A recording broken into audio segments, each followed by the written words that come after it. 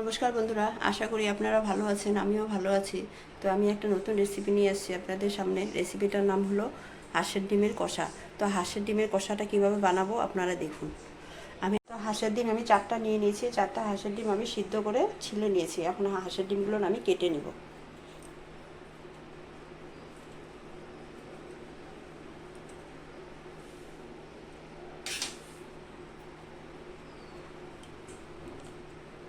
হাঁসের ডিমগুলো আমি এরকমভাবে কেটে নিয়েছি।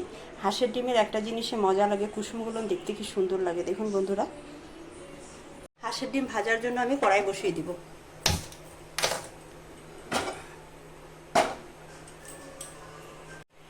সরষের তেল দিয়ে দিব, অল্প হলুদ দিয়ে দিব, অল্প লবণ দিয়ে দিব। ডিমগুলো আমি এভাবে ভেজে নেব। তো ডিমগুলো এরকমভাবে হালকা করে ভেজে নেব।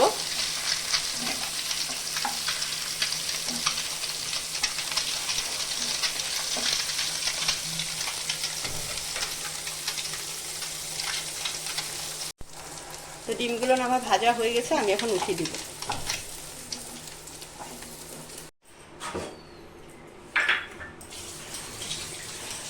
তো ডিম কষার জন্য আমি কি মশলা নিয়েছি আপনারা দেখে নেন।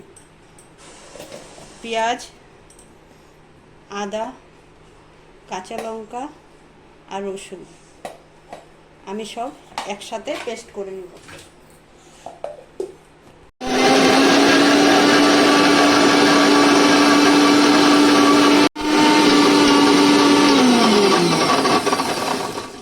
মশলাটা আমার পেস্ট হয়ে গেছে।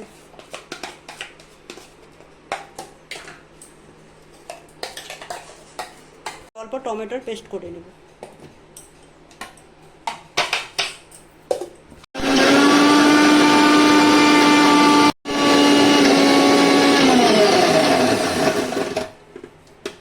আমার টমেটো পেস্টটাও হয়ে গেছে। হাঁসের ডিমটা ভেজেছিলাম, ওখানে আমি আর তেল দিয়ে দিব।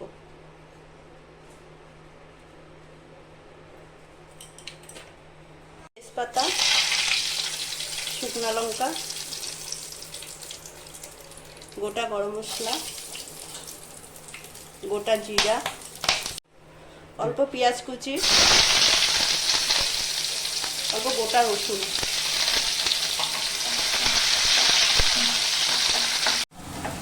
পেঁয়াজটা আমার লাল করে অল্প ভাজা হয়ে গেছে। আর পেঁয়াজ, রসুন, আদা রসুনের পেস্টটা দিয়ে দেবো।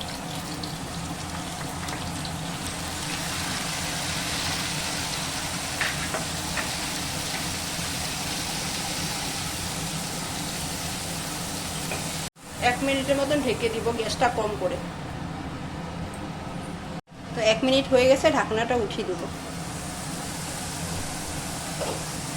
এভাবে ঢাকনাটা দিলে কাঁচা গন্ধটা জলদি চলে যায়। পেঁয়াজ রসুনের কাঁচা গন্ধটা তাড়াতাড়ি চলে যায়।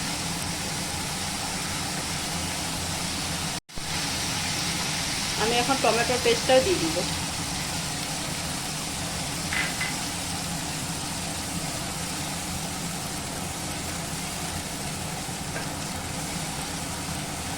স্বাদ মতন লবণ, পরিমাণ মতন হলুদ, ধনিয়া গুঁড়া, জিরা গুঁড়া, কাশ্মীরি লঙ্কার গুঁড়া রঙের জন্য। এখন আমি ভালো করে ভেজে নিব, একদম লাল করে।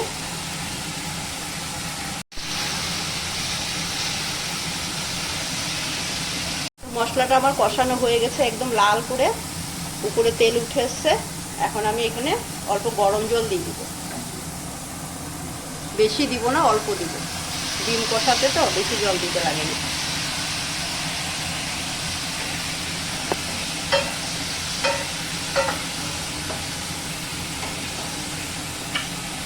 আমি এখন ডিমটা দিয়ে দিব।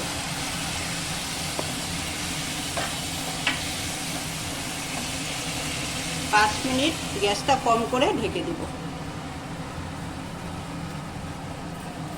5 মিনিট হয়ে গেছে, আমি ঢাকনাটা উঠিয়ে দিব।